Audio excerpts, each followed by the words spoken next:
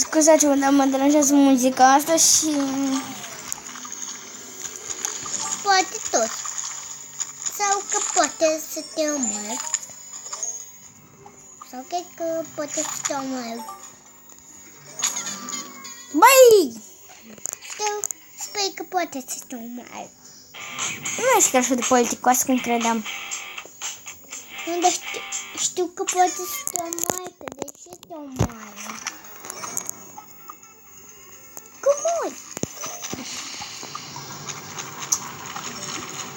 Da, poate vă întrebați de ce mă dă de acolo. Nu pentru că am mai jucat, dar de fapt am mai jucat în episodul trecut. Și de asta am rămas acolo, că m-a sunat cineva. Scuzați-mă, dar trebuie să joc. Puteți să-i lăsați. Ai! Scuze, băbării și pentru să vedeți că e de noapte și fică. Și lăsați eu.